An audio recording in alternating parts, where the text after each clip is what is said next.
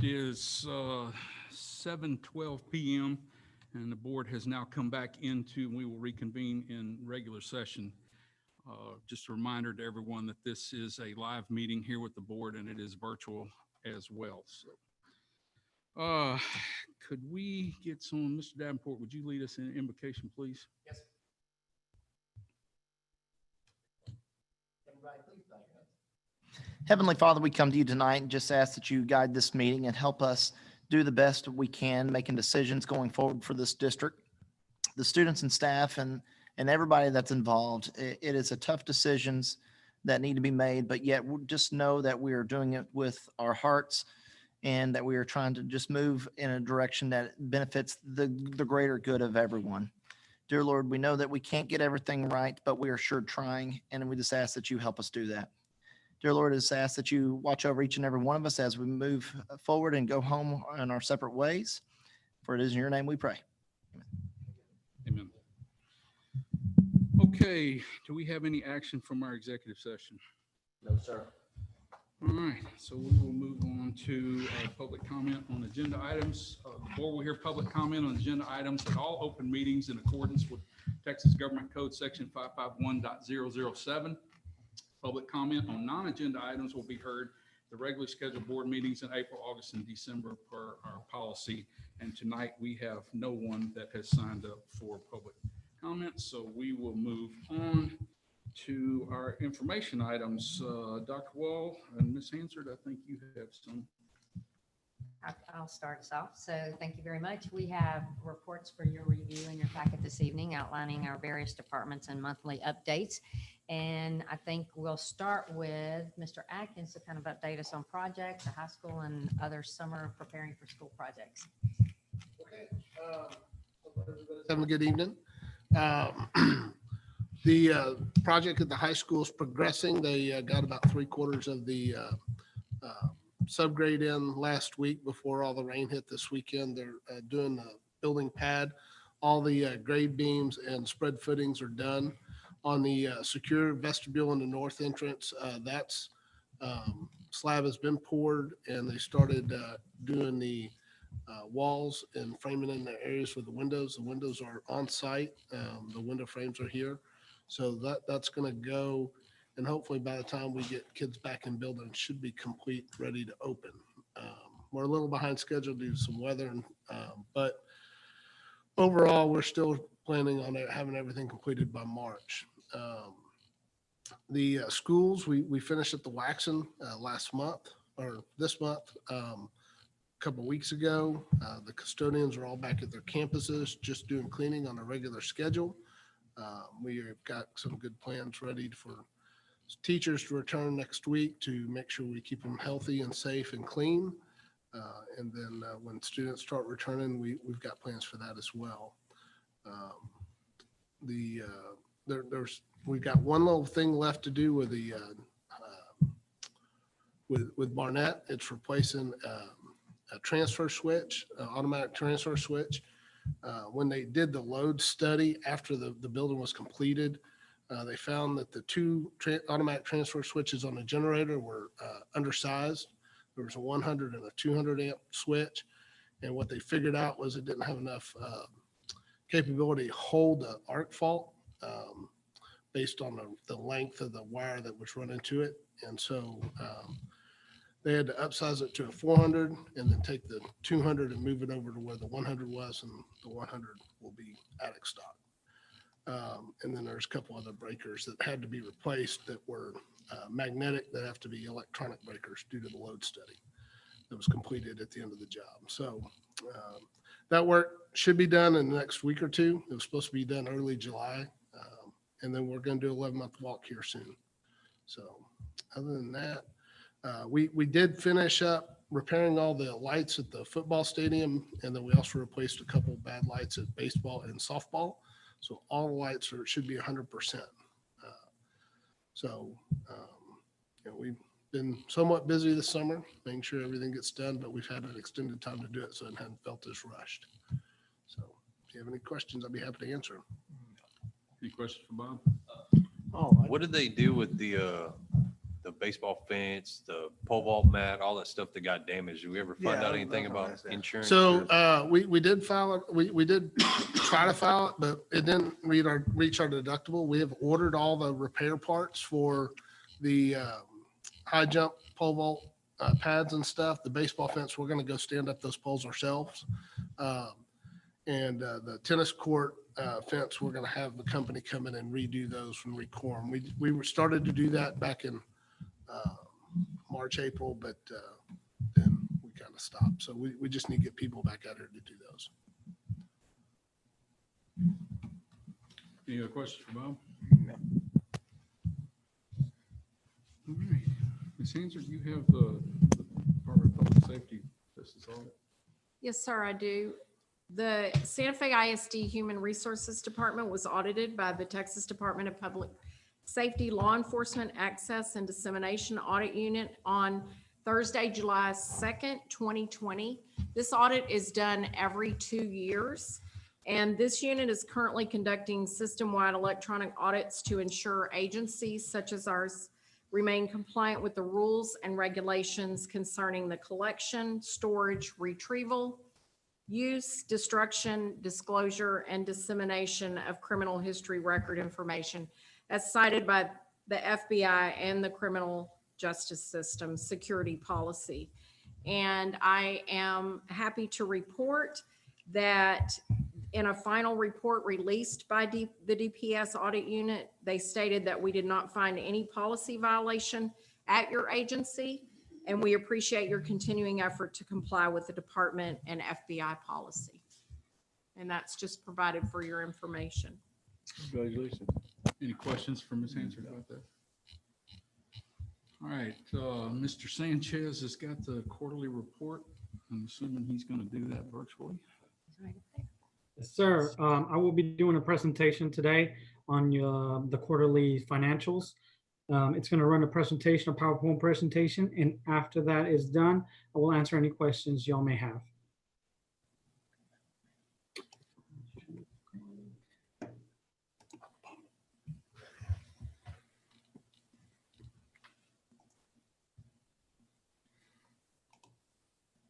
Hello and good evening. My name is Alex Sanchez and I'm the Director of Finance. I will be presenting you with the monthly cash and investment analysis for the fourth quarter ending June 30th, 2020. On page 1, we see our cash balances in comparison to the previous quarter and the interest earned during that time. Due to current economic conditions, we have seen a significant decrease in our interest earned in our pool and operating accounts.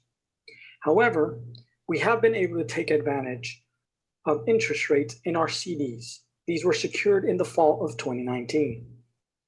Our Frost General Operating Account saw an increase in cash holdings. This was due to a unique situation of timing, payroll, and accounts payable due.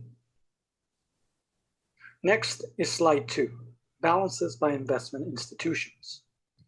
We can see that 96% of our assets are held by 3 different institutions.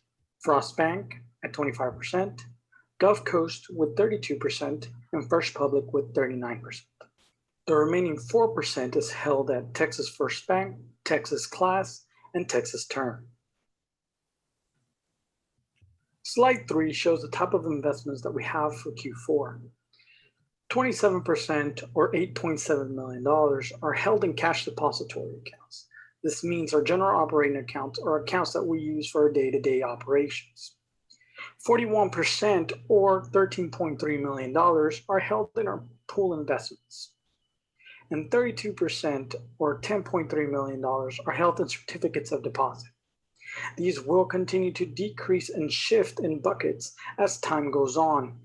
As the CDs mature, they will be moving into pool investments, which will then be used into cash depository accounts to be able to pay for the different projects that they were designed for. Slide 4 shows your total interest earned trend from Q1 September 2017 to Q4 June 2020. We see a sharp decline in interest from March to June, and this is due to the current economic downturn. Slide 5 shows your interest-bearing assets versus your interest earned. As you can see, the interest earned sharply declines in June in comparison to the interest-bearing assets. This is just due to the current financial and economic downturn where interest rates have been decreased by the Federal Reserve. Thank you and have a good evening. Okay, and that's it for that. Does anybody have any questions? Any questions for Mr. Sanchez? Okay, Dr. Wolf, you don't have anything else for Do not. information items. We will move on to our consent agenda. Yes, sir. We do have a few items for your consideration on consent agenda this evening. Our minutes, accounts payable, prior month, our budget amendment number 1, student transfers per district policy, agreement with 4-H for extracurricular activity, our agreement with our coastal alternative program, MOU, our Transforming Lives Co-op program, MOU, which is with our JJAEP, and a couple of waivers, state requirement waivers with the reading instrument and a 4th and 7th grade testing requirements since there was no STAR test this year. Pass your- Remove the CAP program from the consent agenda, please. The MOU. Yes. Okay. We can pull that item F and we will move that to regular agenda for more discussion.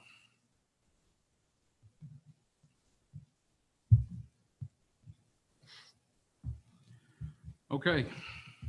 Anything else on the consent agenda? No, sir. Approve as presented. Second.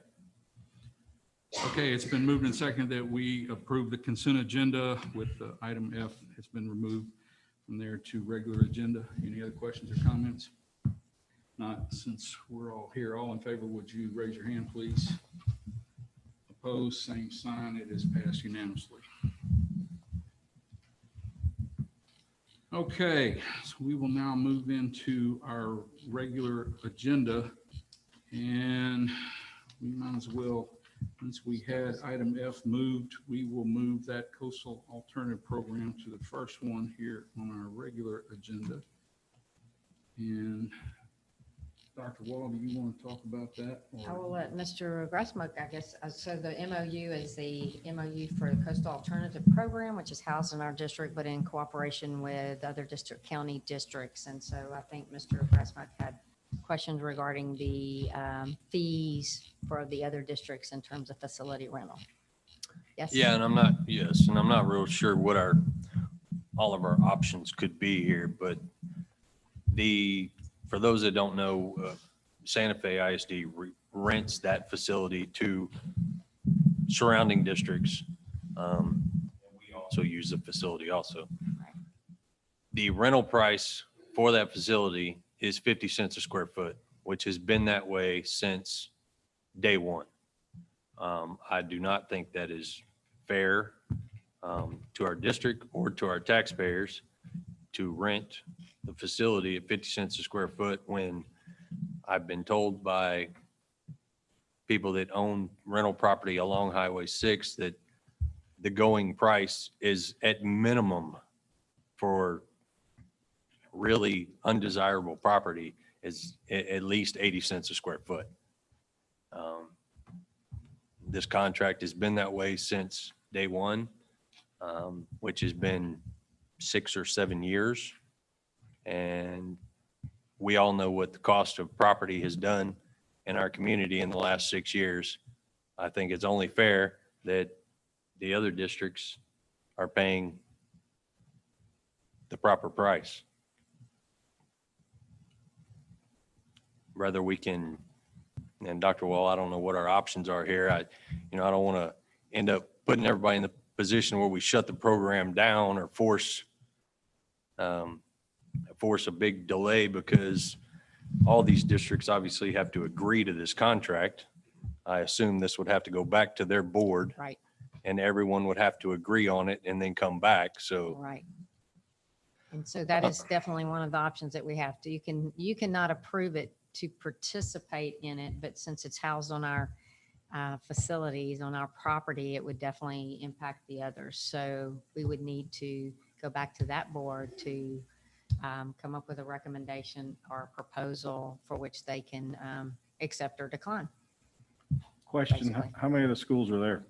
It is all the county schools except for Clear Creek ISD. And all of them pay 50 cents a square foot? They do, Well, they except for us. split it. They split the cost. Including us. We also are calculated because the Yeah. cost is divided amongst all Yeah. the schools. So we're also paying that share as well. Yeah, all the costs are split. We're renting the facility and that cost is split. We're getting 50 cents a square foot, but it's divided amongst everybody.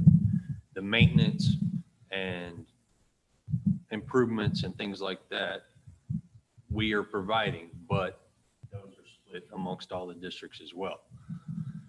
That's true. The actual instruction and basically the whole program is run by Dickinson ISD. We don't run that program. And please correct That's me if I say something wrong. So That we is own the correct. building, Santa Fe ISD owns the building, Yes. Correct. and what the And- square footage is what? You happen to know that? Yeah, it's about the main building's just over 4,000 square feet. And then there's about a 1,800 square foot portable building and then about a 600 or 700 square foot area that they use sometimes. That was the old business office. That's the old barracks. So would the maintenance be the same if it was just us using it? Mhm. If we ran it? So Yeah, I mean, the utilities would be a little less because the old barracks, we would just shut down and, not use the AC on We still gotta that. maintain But it. the other two, we would run the AC probably a little less. And I mean, there's some damage that gets done because the kids are a little rough on it in their small classrooms, but, it's not a huge burden. The other problem is if we raise the rate to what it should, or we propose that, or ask them to renegotiate the contract and bring the rate up to what it should be, in my opinion, they could pull out and say, okay, we're not going to participate anymore, shut the whole program down. And then our district is put into a position to where we don't have a CAP program anymore. So then we have to provide more security and more things in our DAEP program to make up for what we lost at the CAP program. Are integrated into our regular DAP. Yeah. Yeah. So it sounds like this is beneficial to us too. It is. Yes. We're just not really getting, the rental value out of it that we should. I don't think it's fair that it's been that way since day one and every cost has gone up and that contract has never been updated. But don't we share the cost with the other schools? So as the cost incur, the incur goes back on them as well? Yes. So whatever the maintenance cost is, whatever It's utility, everything, it's split Yes. Except the rental. except for the 50 cent. Well, I mean. We the get rental- the full rental rate for that. And other than that, we share the cost of running it. Is that right? That's what the calculation is built in with the square footage and the cost of running the facility. So it's kind of lumped into that number. You So can it's a lump certainly, sum that's divided by all the school districts. So we come up with a amount, say 500,000. It's not that, but whatever it would be, you would divide it then, it's about 100,000. And then you would divide it by the number of school districts. So you would put the cost into a bucket and then you divide it amongst Santa Fe and the other participating school districts. So if you have the rent, then you would have the cost. Gotcha. And that would be divided. If we have something that we replace like a fence or a wall, then that's divided. So all the expenditures go into one bucket and we divide them up. pretty much. Correct me if I'm wrong, if we raised it to, say, 80 cents a square foot, then we would be paying extra cost. Yes, that's right. So what kind of position did that put us in?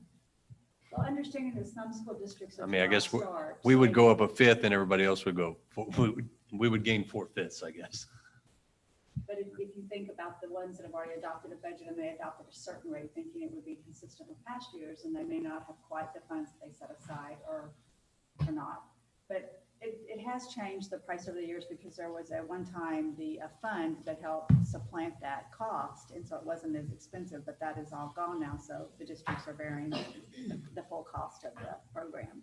So it is a challenge. And whenever we no longer have the grant, we increased our budget to cover our cost as well. So it's just going to be different for each school district depending on where they're at with their budget. So a And their lower cost capacity in actually their helps own district. everybody. Do what would you say, Clay? A It would lower depend cost on on their the rent is capacity a in their own reasonable rate district as for, well, to for everyone accommodate as a whole. their own kids. Well, except 'Cause for it's- Santa Fe, because we're losing 4/5 of what we would be getting for the extra rent. And then when they pull out and said, you know, we want to set it up at Friendswood, now you come over and rent us for $1 a square foot. Yep. That's a possibility. And that's why I'm not advocating anything by taking this off the agenda. I just wanted to have I this think- discussion. It's Yeah. not that I'm saying we should vote this down and not approve this contract. That's not why I had it removed from the consent agenda. I just wanted to have the discussion to see what y'all thought. And I'm okay with approving this time. But next year, when this contract comes around, I would really like to see some numbers change there. So we can definitely propose that to that board at that time. And I will tell you, just kind of to go back from what Ms. Townsend said, the board itself, which is made up of the superintendents of all these districts, have been hesitant going forward regardless, just because of money. And, you know, it's something that we all have to continue to increase our budget for. And so you have to weigh, is that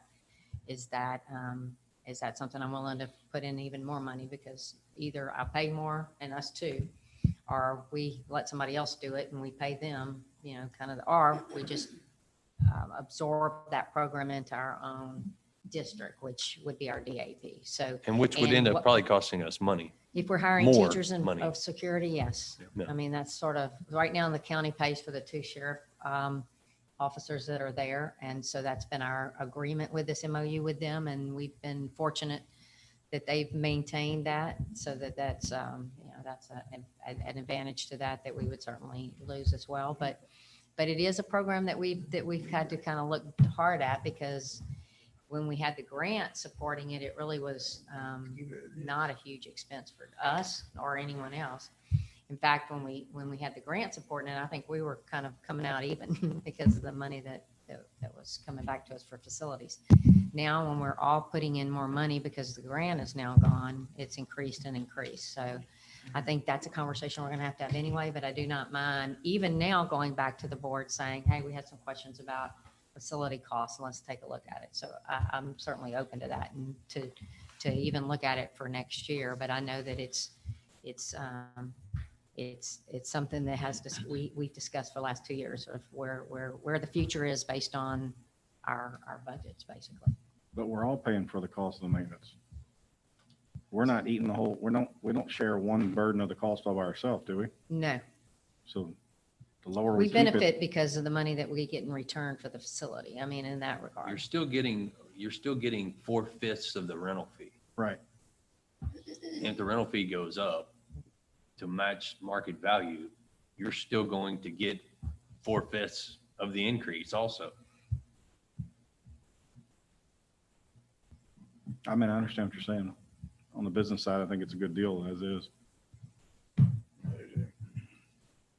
What, you know, with the demographic makeup of the personnel and students and everybody over there, do we see any kind of safety and security issues with it being on our property? Even though we know that, you know, we have the sheriff's office supporting and partnering with this CAP program. So it's been on our property for what, 5-6 years now, and we've not had any instance there. I was gonna say knock on wood. But that's the truth. So Yeah. it certainly was a concern when we first started the program, because, you know, there's a worry about the population there and why they're there. Mhm. But because it's well-staffed and, you know, the 2 security officers, and they've had metal detectors for years and screen them and do all those things, it's pretty controlled. Yeah, I Not would that there's have not to say, potential. before when this, all the discussion when this program first started, that safety and security was above and beyond what it was at the other facilities. Even back then when it started, so. So, and this question may be for Chief, but as we update our policies and procedures of all of our property that we're responsible for, I mean, that gets updated alongside, and those two officers that are there from the county are well aware of those policies and procedures as they get updated. I don't think. Just It's treated as our Yeah. facility, so it definitely is, it definitely is. They're Just not our making employees. Right, just making sure that the safety and security, as we update policies and procedures throughout the district, and since you have those officers from the county over there, that they're aware of everything that goes on. So I've got one last question. What's the student makeup? Thank you, Chief. On average, how many students do we have compared to? It's so typically, I would say we typically had 6 or 7. I think ours has gone up in the last couple of years. After 2018, In other districts? ours increased. The other district, I mean, I can pull the numbers. And I'm give just you saying this. typically 5, 10. For us. Is it more? No, for other districts. So there's a more? limited, I want to say, there's a total population limit, and I can't remember that. 60. I want to say it's 50 or 60. something like that. So it's limited in terms of population. It doesn't ever exceed a certain amount. It doesn't necessarily limit us, but overall, as students are assigned there, it's limited in terms of numbers.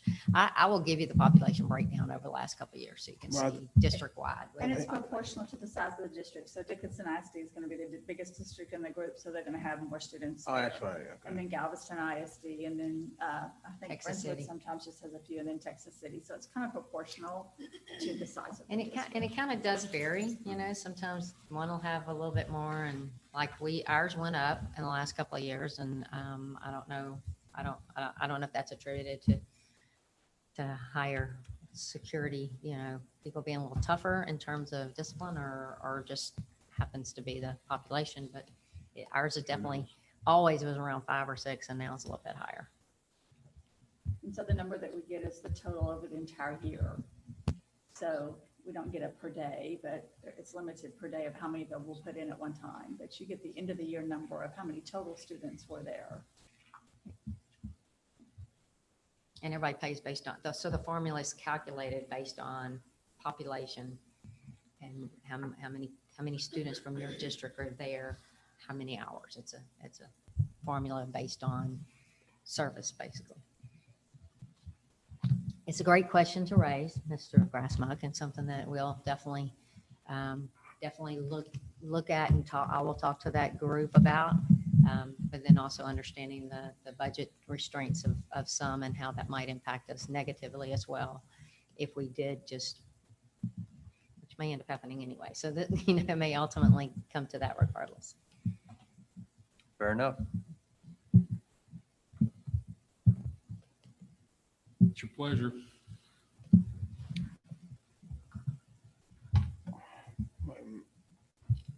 How am I worded? Well, we need I gotta to find it. approve the MOU. Mr. President, I make a motion that we accept the Coastal Alternative Program CAP MOU for 2020, 2021. I second. Okay, it's been moved and seconded that we approve the MOU for the CAP program. Any other questions or comments? Not all those in favor, raise your hand. Opposed, same sign, and it has passed unanimously. Okay, thank you for that discussion. That was a good one. All right, we have an election. We need to come to order the election for November the 3rd. Dr. Wall. We do. So in accordance with our board policies, BBB and BBB local, our board shall order an election on even number of years to elect trustees for office of those members whose terms expire. The terms of the office positions 1, 2, 3, and 7 expire this year. An election must be held to fill those positions. We recommend, in accordance with our policy, that we order a general election to elect trustees for those 4 positions, 1, 2, 3, and 7, which will be held November 3rd, 2020. Board members, we will also need to set a date at this time to canvass votes somewhere between the dates of November 9th and 13th, based on our, when we receive the final results from the county. Yeah, that date will have to be a little bit flexible right now because you never know exactly for sure when you're going to get the final results back from the county. Correct.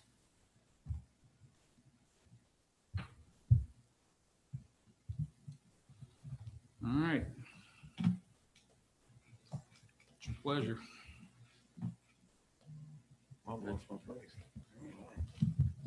Mr. President, I move that we use the attached order calling for a general election to be held November 3rd, 2020 to elect trustees for positions 1, 2, 3, and 7.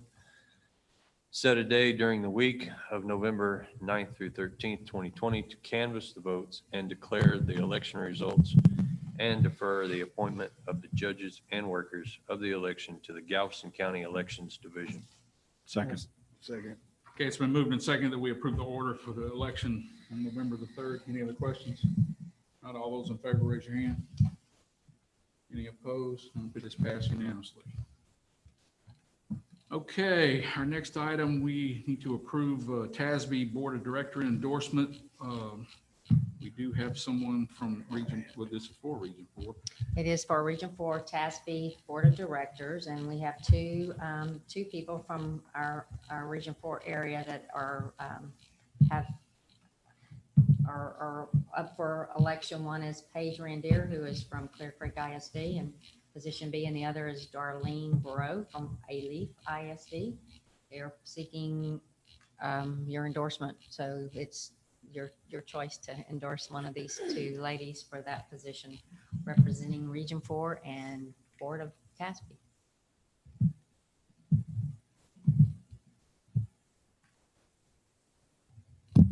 Mr. President, I'd like to make a motion that we approve and the endorsement of Paige Randier, position B of the TASBY Board of Directors for Region 4. Second. Okay, it's been moved and seconded that our endorsement goes to Paige Randier. Any other questions or comments? Not all those in favor, raise your hand. Opposed, same sign. It is passed unanimously. Okay. She currently holds the position, just incumbent. in other words. Okay, next we need to approve the election contract with Galveston County for November 3rd. Ms. Townsend, you gonna handle that? Yes, sir. With House Bill 1, the third call session in 2006 called for school districts to hold a joint election with a municipality or county within its jurisdiction. So attached, you have a resolution and a contract allowing Santa Fe ISD and Galveston County to enter into a joint election agreement for the November 3rd, 2020 school board election. Galveston County Election Division will be conducting the election. We're asking that we approve the resolution. We've done this in the past and we've worked with them previously. Robin meets with them on a regular basis. We discuss the cost of the election and how that all plays out over time. And we're asking you to approve the resolution. Mr. President, I move that the board approve the resolution regarding policy FFAA local as presented. A second. Wrong one. Approve the resolution to enter into a joint election with Galveston County and approve the contract for a joint election between Santa Fe ISD and Galveston County, with Galveston County providing election services.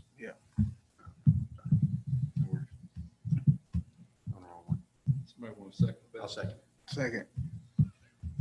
Okay, it's been moved and seconded that we approve the joint election contract with Galveston County. Any other questions or comments? Not all those in favor, raise your hand, please. Any opposed? It is passed unanimously. Okay, now we will go to the resolution policy for physical exams. Ms. Hampton? Yes, sir. On May 18th, 2020, the UIL published approved amendments to the UIL Constitution and Contest Rules, sections 1105, 1205, and 1478, adjusting requirements related to pre-participation physical examinations for the 2020-2021 school year for the purposes of supporting social distancing and assisting in the workload of the medical professionals on the front lines of the COVID-19 pandemic. The Santa Fe ISD Athletic Department is requesting that the Board of Trustees make temporary adjustments to policy FFAA local physical examinations, and including the exemptions outlined in the resolution. The exemptions are outlined in the resolution as a matter of health and physical safety for the students in that program or in the athletic programs. And Coach Bentley is here as well with any questions that you might have. Oh, see, And there he is. there he is right there. Coach, would you like to kind of give them your thoughts on this? Sure. Can y'all hear me? Yes. Okay. And just like Ms. Hansard said, the UIL, they did amend the Constitution. The UIL did on May 18th. We were giving it some time to see if the medical professionals and the workload of those people for COVID would be able to service our student athletes and our fine arts students who participate in any fine arts, anything that considers and requires a physical. We did actually hold physicals this past Saturday for fine arts and student athletes. This is basically kind of a backup plan for students that the parents couldn't make it on Saturday that don't get a chance to get into a medical professional or their doctor, whatever it may be. And it kind of waives the physical requirement for those students if they can meet the 5 criteria that's in the resolution. Number one of the first requirement, if they were currently being treated for an injury in 2019, 2020, if they have an open concussion, meaning they were still getting treated and waiting on clearance from doctors. If they did not get a clearance from the heart screening that we did, which we have a couple of those. If they're new to athletics, never had a physical before, or extracurriculars.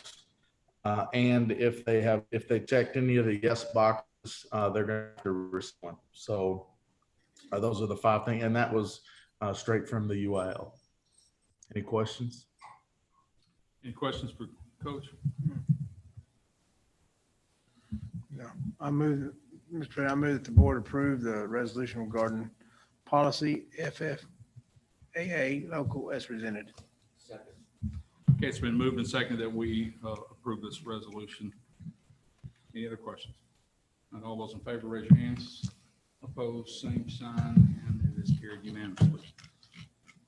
Okay, thank you. Ms. Hansard, do you have a policy update for us? Yes, sir.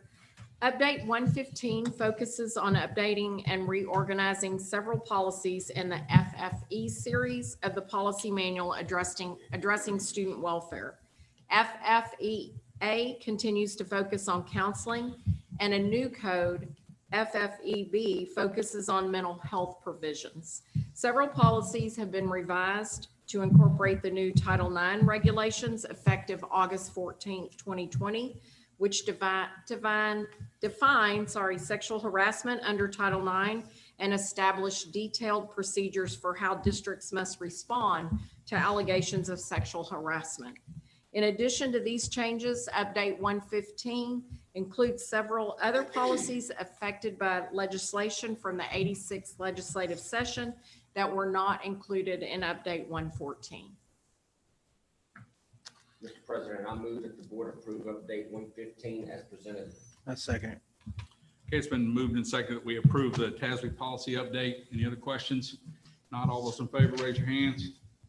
Opposed, same sign, and it is carried unanimously. Very much. Thank you.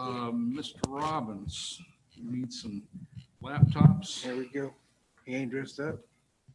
I'm joking. I think it's joke real good.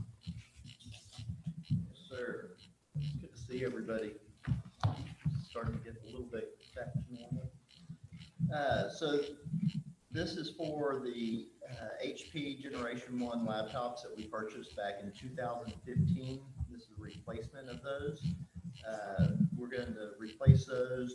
The old ones had a dual processor. The new ones have a quad processor in them that will greatly enhance the user's ability to access data faster, log in faster.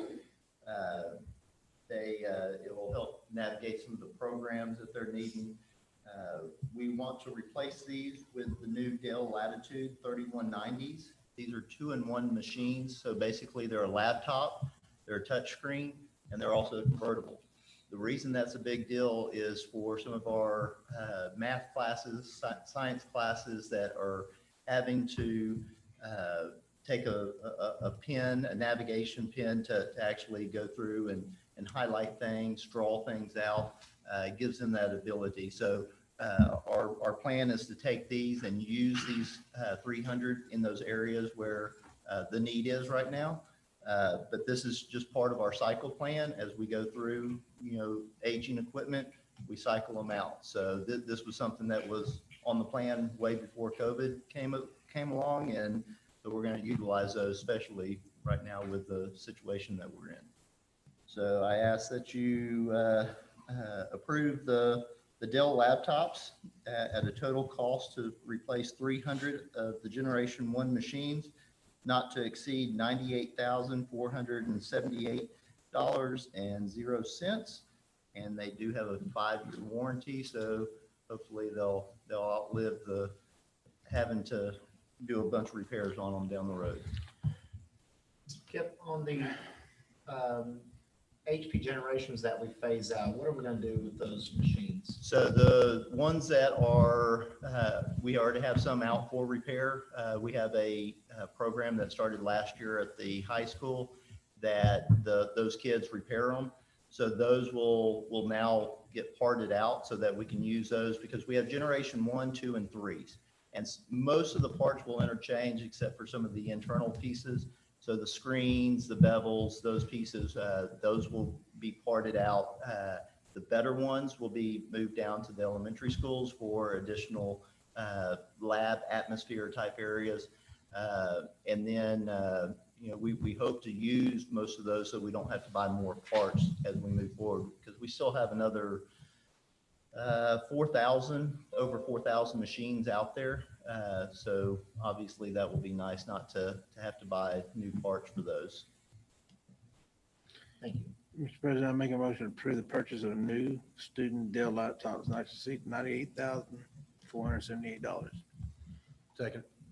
Okay, it's been moved and seconded that we approve the purchase of these Dell laptops. Any other questions? Not all those in favor, raise your hand. Any opposed? Sign. It is carried unanimously. Thank you. Hey, before he runs off, since we haven't got to do any kind of recognitions in a long time, can we bring these technology guys out here for a second to recognize them for the work they've done for us with all of this stuff over the last few months? Because it has been a lot. Where's Jonathan? And There I he gotta tell is. you that obviously we only You have- too, Jonathan. we only have- You too, Jonathan. Come over here. No, you're not good. But I do want to add, working with every group around here, obviously technology touches everything. Trying to work with Kim's group and the changing target, the moving target moves every day. But we have a good plan together, and I think we're going to be okay. And it takes a lot of work, and these guys work really hard. So appreciate everybody. Good deal. Thank you. Thank you very much. Okay, Mr. Atkins, we need to approve some hunting service agreements. Yes, sir. The first one here is, it's a annual service agreement and quarterly service for the 2 new chillers at the high school that we put online in January. This cost would be $10,599 each year. This would come out of the general maintenance budget, M&O budget. We've been buying these service agreements since we did a big purchase with a energy conservation program we did back in 2010. And this service agreement will run in line with the warranty. So what it does is it helps them not dispute whether or not we're properly maintaining the equipment in the event that we do have a warranty repair. So it's a good program. It keeps the chillers up and running, keeps them well maintained, and more so than even my guys are able to maintain them. They come in and pull logs and do different things that provide us with good information. So this is just in line with all the other maintenance programs we have for all the chillers in the district.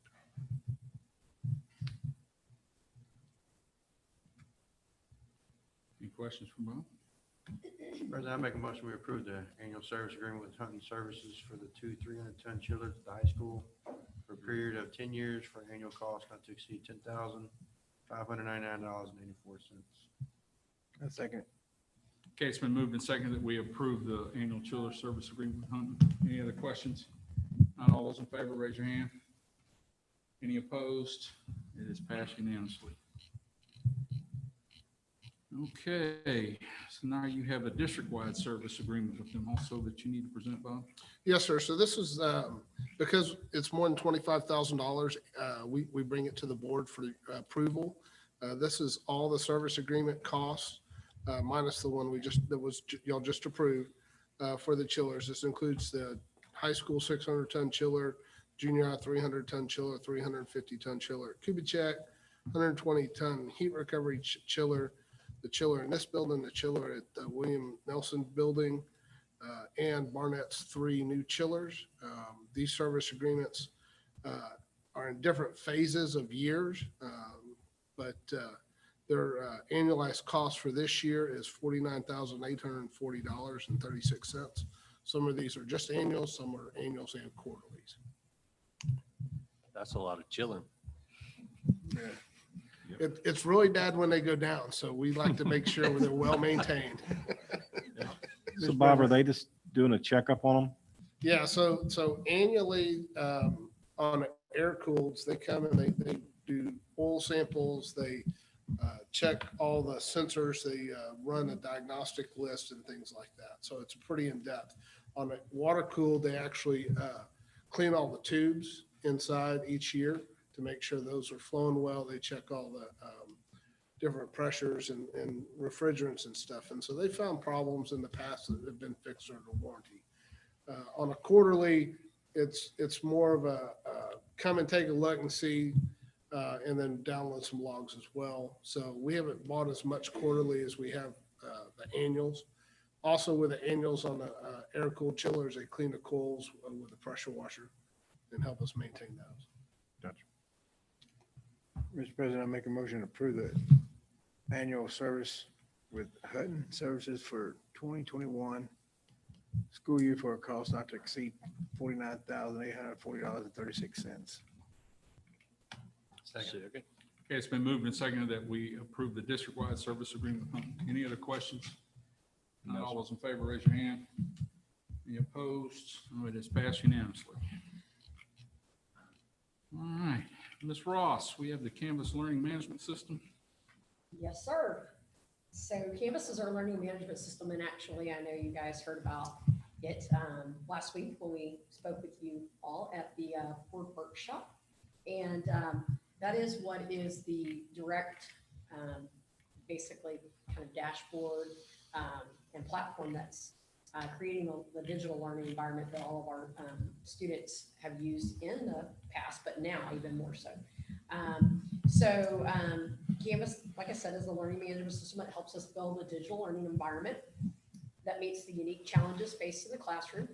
It's been an integral piece of our online learning platform that the district has been tasked with providing to our students. It's made up of a powerful set of highly integrated learning products that allow Santa Fe ISD to get all of the functionality we need to provide engaging content to our students. It's paid for using the instructional material allotment. So we ask that you consider and approve to purchase the learning management system Canvas cloud subscription in the amount of $25,480 for the 2020-2021 school year. Bet we have a lot more people this year that know what Canvas is than last year, huh? Mr. President, I make a motion, we consider and approve the purchase of the learning management system Canvas cloud subscription in the amount of $25,480 for the 2020-2021 school year. A second. Okay, it's been moved and seconded. We approve the Canvas learning management system. Any other questions? Not all those in favor, raise your hand. Any opposed? None. It is passed unanimously. Okay, Ms. Ryan, we have the student code of conduct for 2020-2021 year. Yes, the district student code of conduct must be approved by the school board annually. Minor updates were made to the 1920 code of conduct for the 2020-2021 school year. We ask that you review and approve the student code of conduct for the 2020-2021 school year. Didn't look like many changes. No, there were very few. We just added clarifying language. Mr. President, I make a motion to review and approve the student code of conduct for 2021 school year. Second. Okay, it's been moved and seconded that we approve the student code of conduct. Any other questions? Not all those in favor, raise your hand. Any opposed? It is passed unanimously. Okay, Ms. Ross, we have the synchronous instruction attestations. I'll go ahead and do that one. Ms. Ryan doing it? Oh, Yes. The board must pre-approve the synchronous instruction attestations in order to receive funding. The superintendent and the board must attest that these commitments will be met as of the date the attestation is submitted to the Texas Education Agency. And the attestations were attached separately. We're asking that you consider and approve the synchronous instruction attestations. Mr. President, I make a motion we consider and approve the synchronous instruction attestations. Second. okay, it's been moved and seconded that we approve the instruction attestations. Any other questions? All those in favor, raise your hand. Any opposed? It is passed unanimously. Okay, that completes our regular agenda. We will now move forward. I tell you what, I'm just going to start on that side of the room. Ms. Ross, you have anything else you'd like to add tonight? Just basically, we're going to do a curriculum and instruction question and answer Facebook Live panel on Thursday in our Santa Fe ISD professional learning Facebook page. And it will be from 4 to 5 this Thursday with a panel of our professionals to inform everyone of what developments we've made for our plans and to be able to describe a little bit more of what the digital learning environment is going to look like. And we also have now added today a digital or a virtual learning parent guide to the website. So we're working and publishing hopefully daily more information in order to give our parents a clearer picture as to what they are looking at and what our students are going to be facing. So thank you all for your patience and cooperation in that. Ms. Townsend, you have anything else for us? Just wanted to let everybody know, so grateful that Hannah went south and we were not getting water out of some building or something. So grateful for all the directors who pitched in and immediately took that emergency protocol and put it into place and got things in the right place and handled everything very nicely. So thank you so very much. So grateful for all your prep work because that made it go somewhere else. Thank you, thank you, thank you. Mr. Atkins? I don't have much. Just looking forward to getting started with the new school year. There you go. Mr. Davenport? No, I just want to say thank you to everybody that's putting in the long hours. I know technology is doing a great job. I know Kim and your area is doing a phenomenal job as well. It's not easy for those that are district staff that are online. Just want to say thank you for everything y'all are doing. I'm seeing some great virtual classrooms that everybody's posting on social media. So I know that there are still a lot of questions out there. I appreciate the patience with the teams here, but just know that things are constantly moving and constantly changing. So, just understand that, we're trying to work through everything that we can as easily as possible to make y'all's routines as structured as possible so that you can have some normalcy. To the parents that are out there, we know that this board here is not going to get everything 100% right according to your views, but just know we're trying to govern with our hearts, and we are trying to do the best that we can for everybody in our community. It's not easy when you have 4,600 plus students. Hopefully we have that many as we come back and enrollment is up still. But we recognize that this environment that we are in is difficult and challenging for all of us. All of us are involved. But we just ask that you partner with us and just know that we're trying to do the best that we can for everybody that's involved. And I just want to say thank you for everybody that is being patient and working with us. Sir, Mr. Snyder, anything else? Well, you pretty much took care of all of it. Good job, Davenport. No, thank y'all, especially to Dr. Wall and her team and everybody there. They're doing a great job. We wouldn't be where you're at without y'all's work. We're just the board members. Y'all do all the hard work. Thank y'all. Mr. Logan. I agree with what Eric was saying down there, just following up with him. Our HR department has done, I mean, they're sending out stuff every day. It's pretty, man, thank y'all. I know y'all have been busy too, so thank all of y'all for everything. Ms. Hanser, do you have anything else to add? Well, I just like to say that we, just to follow up with what Kim was talking about earlier, is we did roll out a parent FAQ on our website, and any parent can go to the banner and click on that link, and there is a button there that they can ask questions, and we work very diligently to try to get their answers within 48 business hours. So I can say that I feel like we have been able to reach out to as many parents as we can. And we continue to do that. And we actually rolled out a staff FAQ page today. So staff is able to go in on the staff tab and ask any questions that they might have at this point. And so we're going to keep that open communication and that two-way communication going back and forth with the district. But other than that, just everyone have a great week. Thank you, ma'am. Mr. Kelly? I hate to single out any department because everybody's doing such a great job, but I just want to say thank you for chasing the ball. It's continually changing and running around from direction to direction. And I appreciate our kids going back to school. And thank y'all for doing everything you've done to get them there, because they really need to get back to class. On a personal note, I want to say my grandfather's from Texas City, but he's turning 100 on the 31st of this month. So the mayor of Texas City made July 25th Mickey Duval Day in Texas City, but I just want to say happy birthday to him. Awesome. Happy birthday. That's awesome. Thank you, sir. I want to thank the staff, administration, and teachers too. Y'all have done an outstanding job. I'm looking forward to school too and getting back to some type of normal, whatever it may be.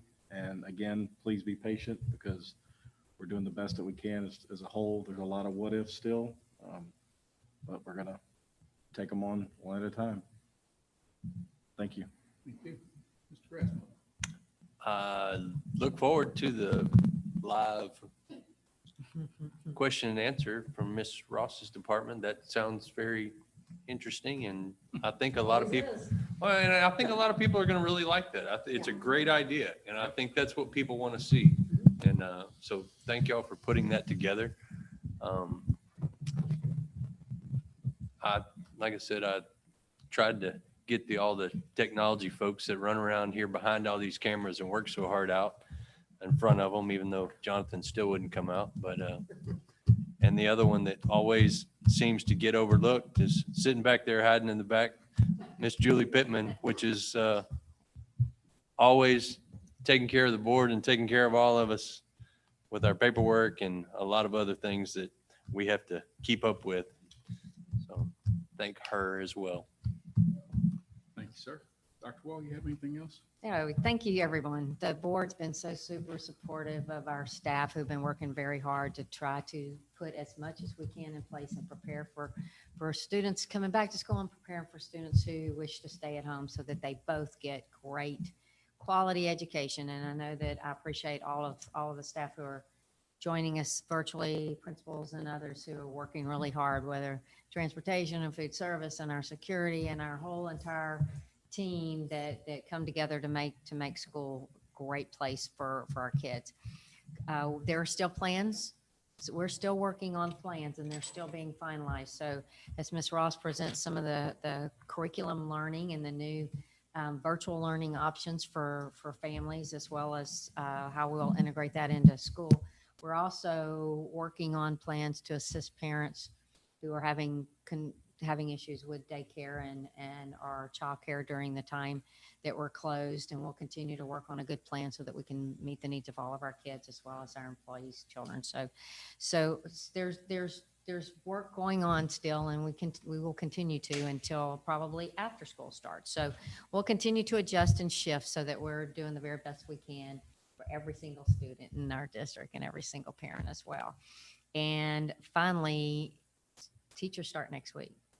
So we'll actually have our teachers back on campus, our new teachers starting Monday, and then the others following at the end of the week. And now we're really excited about school starting. So we're looking forward to it. So thanks to all our board for your support, and our staff for your hard work, and for everybody for caring about kids. So thanks to all. Yep, I know it's hard to believe, but it's here. And summer is quickly coming to an end. You know, the word communication has been mentioned several times, but I cannot stress right now, communications are going to be extremely important, because as plans have come out and we know things are changing, people have questions, and they're good, valid questions. They're concerned. People have come to realize, I believe, that school starting in a few weeks is going to look different than the way we ended March, April, and May. And some of that is a good thing. Most of it is a good thing, but it is here and it's reality, whether people like it or not. And so I can't stress the communications enough for folks, because they're going to have technology questions. You know, where do I get help with technology? Where do I get one of these laptops? They're going to have questions about when their kid is sick, or had one posed today, you know, what if someone has already had COVID and they have a test that said they have the antibodies, you know, how will they be treated, and those type things. So there's just a lot out there. So just be prepared for it. And, you know, the parents and the community as a whole, I think, you know, you need to work with us as well to be prepared for what's coming. So again, I'll just stress the communications all across the board. You know, with that, you can't say thanks enough to all of your folks that have been working hard, because even people that are on contracts that have allowed them to have some break this summer, this is a very unusual year, and a lot of them have been working and trying to develop their own thoughts around how they're going to do their jobs as we approach this year. So everyone has been working very hard, you know, and as Dr. Wall and I have had conversations before, the plans that we develop in Santa Fe are the same plans that much smaller districts and much larger districts are working on, but the plan is still the plan. Whether we're 4,500 students or 50,000 students, the plan is still the plan on how to educate them. So, you know, we've done a good job, and we will continue to move forward. And we're really excited about starting the school year, because I think it's important to the kids. It's important to their educational experience. I think it's important to the community as a whole that we get things headed back in some form of new normal, whatever that is. So with that, I will entertain a motion to adjourn. Moved and seconded, we adjourn. Anyone against that, raise your hand. And we are adjourned. Thank you all.